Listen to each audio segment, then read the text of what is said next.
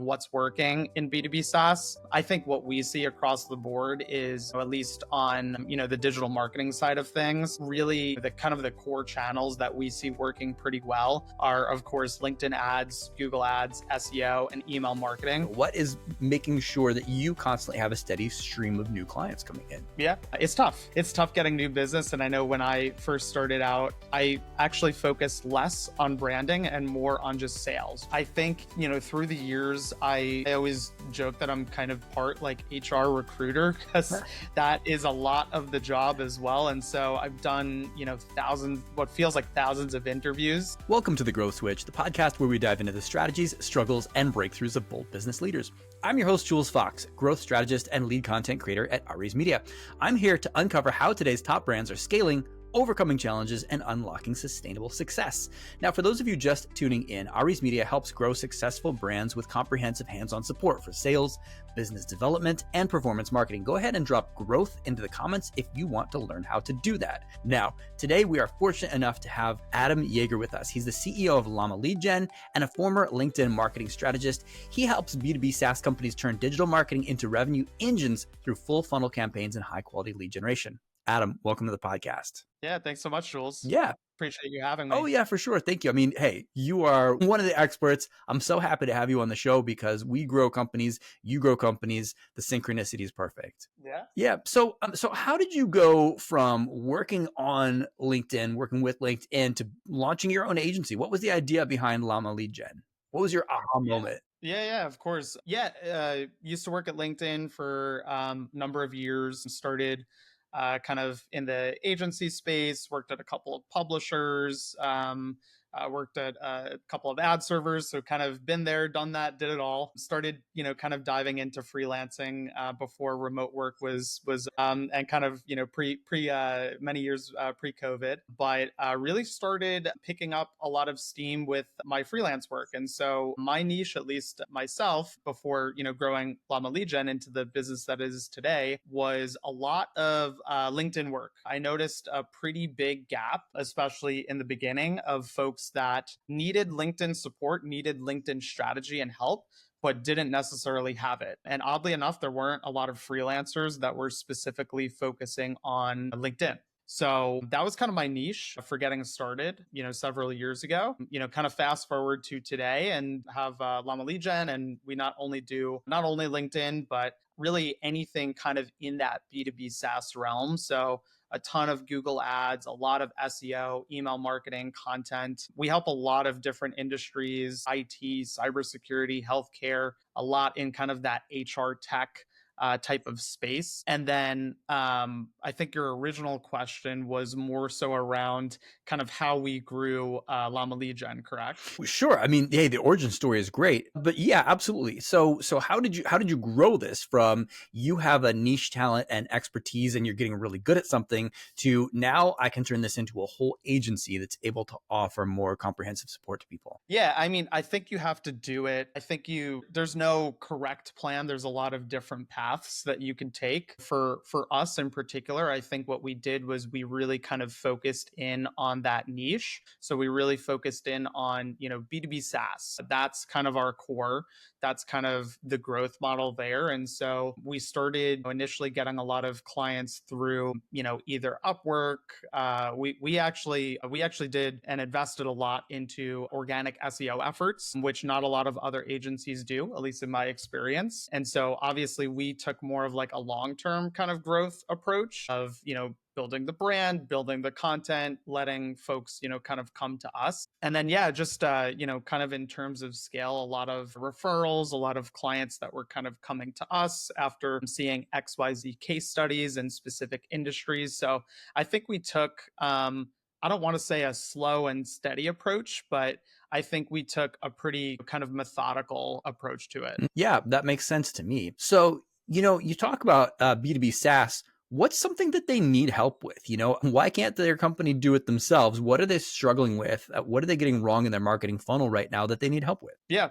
A lot of times, a lot of times they can, a lot of times they can't. So I think it kind of depends on the nature of the business and on the nature of the company. A lot of the folks that we work with have either smaller marketing teams or they might have larger marketing teams that are pretty disparate, meaning, they might have couple of folks in the EMEA region, in the APAC region, in the US. And so a lot of them really struggle with kind of consolidation of a strategy. And that's where we kind of help, kind of come in, plug the gaps, act as kind of their pseudo growth marketing team. And so because we've done this countless number of times, we could also see what works really well and what might not work well across industries, across, the same types of clients. So we kind of have that really good visibility. So we're not just kind of guessing. We're not doing a lot of guesswork. And so, that typically leads to less wasted time on their end.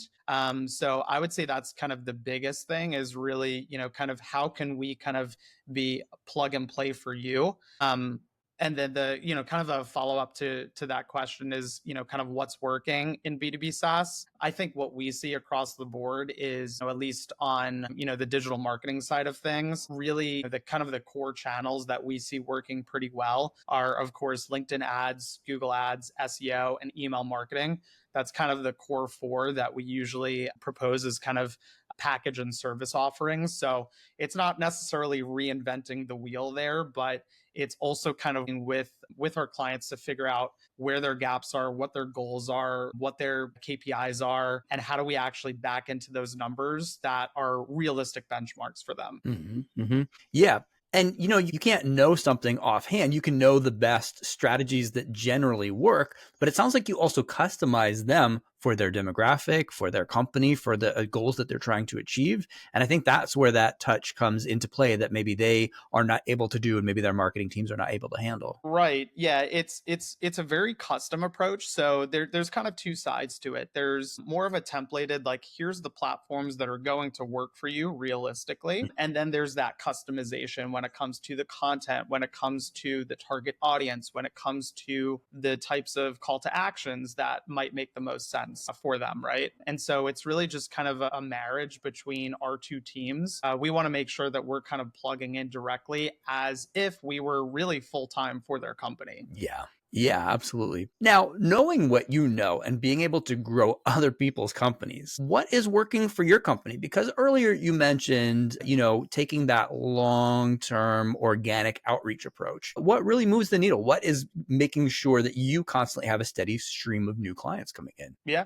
For us, so fortunately, we've been in business for 6+ years at this point, officially as Llama Lead Gen. And fortunately for us at this point, it's a lot of referrals. So that is definitely, kind of the number one source. But, I would implore, anyone starting out, it's tough. It's tough getting new business. And I know when I first started out, I actually focused less on branding and more on just sales, just heavy kind of sales, just hopping on the phone, doing all that sort of stuff. But what's working now for us is referrals, directory listings. So we have a lot of good reviews on Clutch, which is the primary review site, at least in our space, at least what I think. That is the primary review site. So we have a lot of good reviews there. And so we do get a lot of new business just from people searching on Clutch, searching, B2B, best B2B paid agency, best SEO for IT, stuff like that. And then SEO, which I mentioned before. So because we've built a really solid foundational, SEO pipeline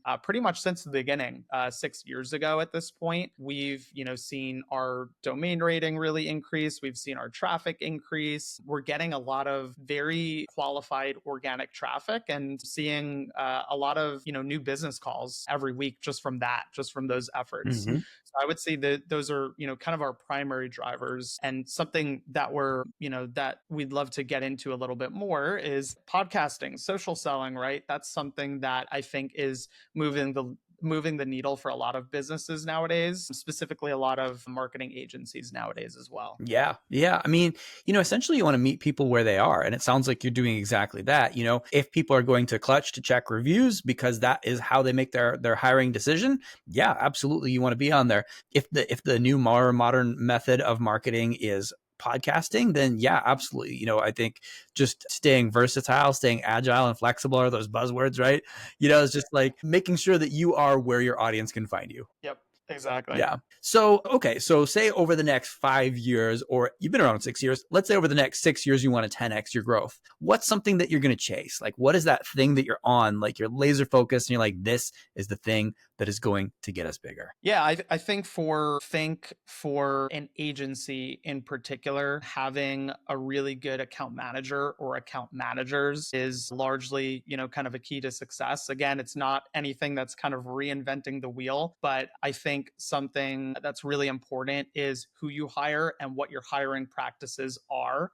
And I know that's kind of, it's very, very important. I know a lot of companies are leaning towards like heavy AI approach, which is still very important. But at the end of the day, it's still very, very important to make really good hiring decisions and bring the right people on who are not only the right culture fit, but are also going to, really bring value to your business, and not only your business, but your clients. So I personally view, at least in our experience, having a really good team surrounding you is very important. A team that really kind of cares, because that's really at the core of our business. We are a service model. So we are essentially an extension of our clients' marketing teams. And so people that have that same value, that also have the technical know-how and expertise, I think that's super important. And that fits, kind of directly into the growth model. Is as soon as you, kind of